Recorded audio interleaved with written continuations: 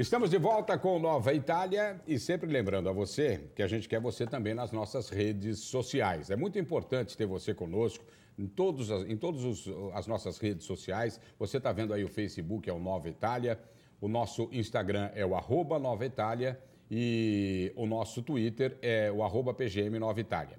Além, evidentemente, do nosso portal, que é o www.portalnovaitalia.com.br. Hoje nós vamos fazer um programa especial aqui. Daqui a pouquinho, o Lorenzo Boni, o chefe Barilla, vai invadir uma casa.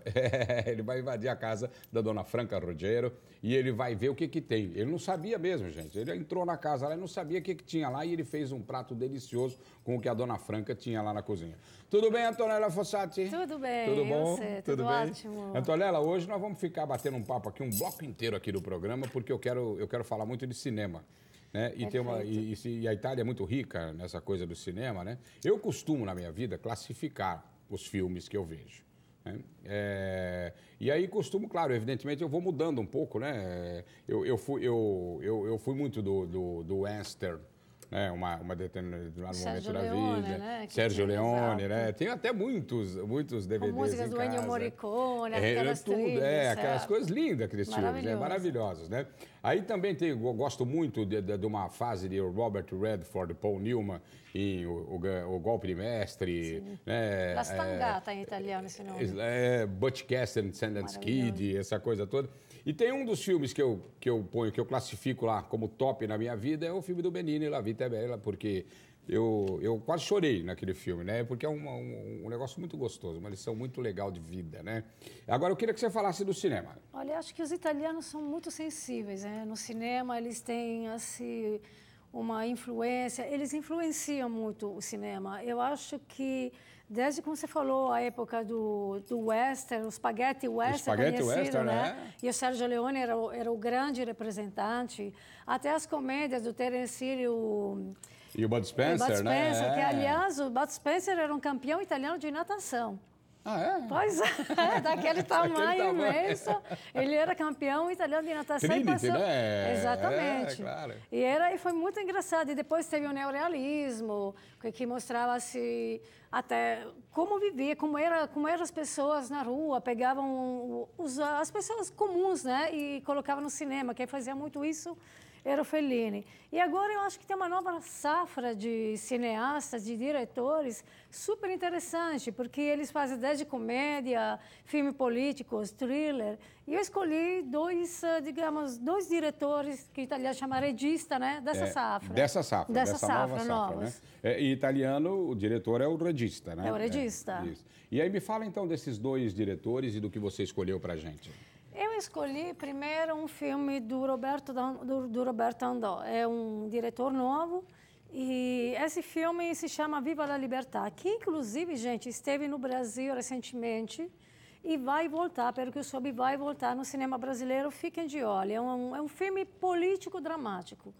É um filme estrelado pelo Tony Servillo. Ele faz dois papéis e conta a história de um líder de oposição, história parecida em muitos países, né? Aliás, que ele vai se preparar para as eleições.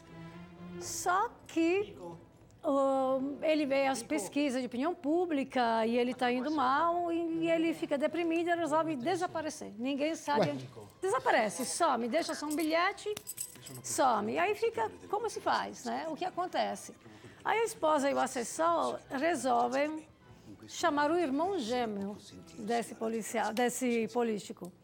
Só que o que acontece? O irmão gêmeo é o oposto. Ele é um cara bipolar, ele é uma pessoa que acabou de sair, inclusive, de um hospital, mas ele tem ideias totalmente opostas às do irmão. Mas ele aceita substituir o irmão. E o que acontece? Ele começa com as ideias dele, pregar as ideias, e o povo gosta. Não só o povo, como o público gosta. E nas pesquisas ele começa a aumentar. E o partido fica feliz, porque está com força total. Só que isso incomoda as pessoas. Obviamente, incomoda alguém que está escondido, às espreitas, que sabe de tudo, pronto para intervir. Entendi. Aí o que acontece, nós Aí vamos ter tem que ver o filme né? para ver. Esse é o Viva la Libertà, né? É o Viva la Libertà. Como chama o regista? Roberto Andò. Roberto Andò. Roberto Andò. Que também já é top, Já é né, top, um já é grande top. diretor de Aí cinema o Tony italiano. Servillo Né? é fantástico interpretando os dois papéis, Mas né? nós não vamos contar o final para você, Não, porque de você jeito tem nenhum. que ver o Tem que ver né? o filme. E quem é o segundo regista? Quem é o segundo O diretor? segundo regista é o filho do Dino Risi. O Dino Risi é o famoso diretor que fez, poucas pessoas sabem, o filme Perfume de Mulher, Perfume de Donna, Perfume que de Mulher. foi depois, teve um remake com o Al Pacino, que é o mais famoso, a famosa cena do tango. Na realidade, é um filme de 74, do Dino Risi, estrelado por Vittorio Gassman.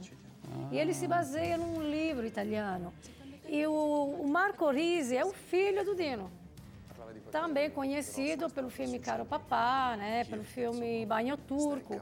E nesse filme chamado Cha Cha Cha, nós temos o Luca Argentero, que é um dos grandes atores da atualidade, que ele interpreta, eles estão mostrando o outro lado de Roma, não a Roma bonita, a Roma dos monumentos, do turismo, mas a Roma do crime, a Roma meio, digamos assim, meio escondida, né, das intrigas, até intrigas políticas. Entendi. Que tem...